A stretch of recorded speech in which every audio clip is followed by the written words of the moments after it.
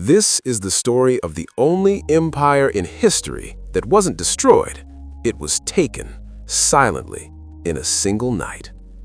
Imagine a city so vast that its walls were considered one of the 7 wonders of the ancient world, not just for their height, but for their sheer, impossible thickness.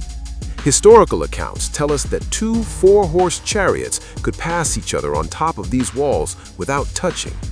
This was Babylon, the jewel of kingdoms, the literal center of the known universe. But here is the mystery that baffles historians even today. How did a city with 300-foot walls, a 20-year supply of food, and the most advanced military technology of its time fall in a single night without a single drop of blood being spilled in battle? We aren't just looking at a conquest, we are looking at a heist of an entire civilization. No explosions, no burning walls, no last stand. Just silence. And by morning, everything had changed. Tonight, we peel back the layers of gold and dust to reveal why the world's first true superpower simply vanished. To understand the fall, we must first experience the peak. Imagine walking through the Ishtar Gate in 600 BC. The deep blue lapis lazuli bricks glowed with an intensity that seemed supernatural in the desert sun. The air smelled of incense and power. Every step you took reminded you of one thing: this city was not meant to fall. Dragons and bulls made of gold and cedar wood guarded the entrance. This wasn't just a city, it was a psychological weapon. King Nebuchadnezzar II had turned Babylon into a shimmering cage of luxury. He built the Hanging Gardens, a lush, mountain-like structure in the middle of a flat desert simply because his wife missed the greenery of her homeland.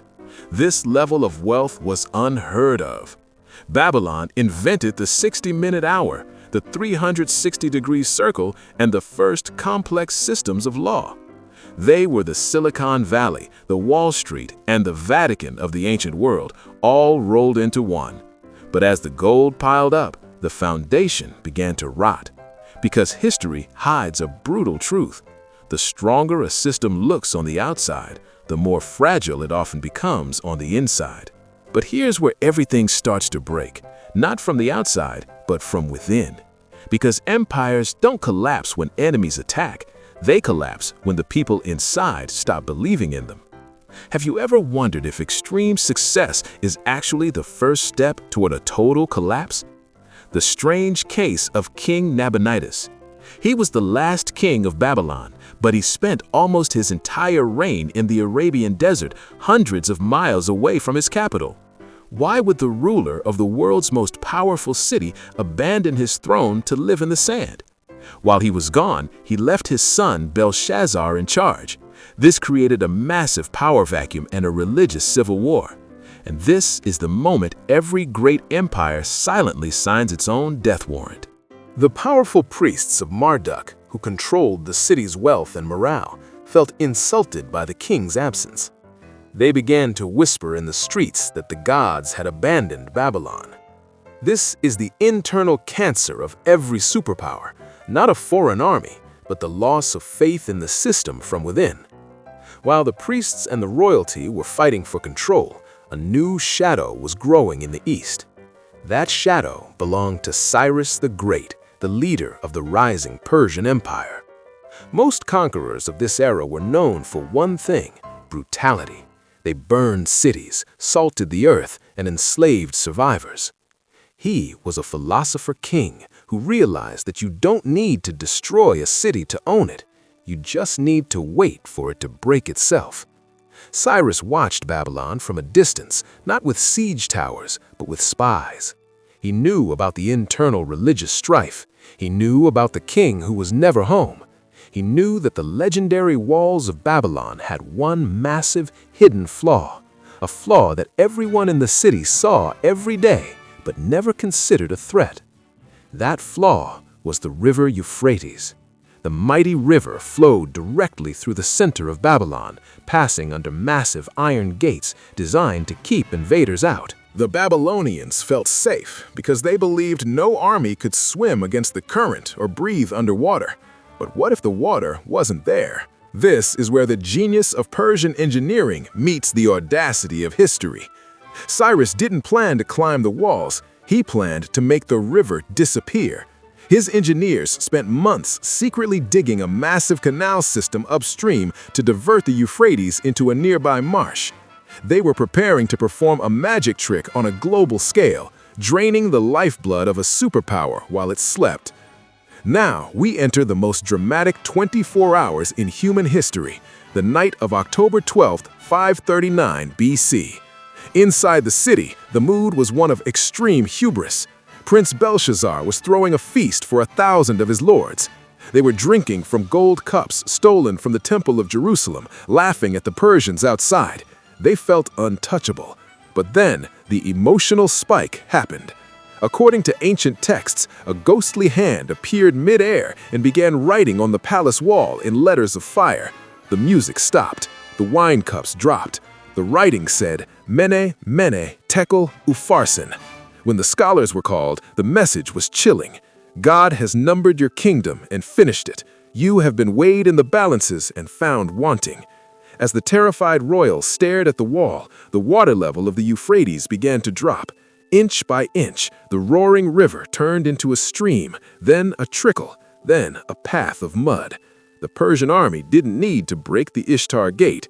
They simply walked under the river gates, their sandals clicking on the wet stones where deep water had been just hours before.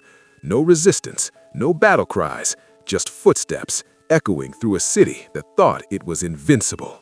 The most shocking part? The internal gates leading from the riverbanks into the city streets had been left unlocked.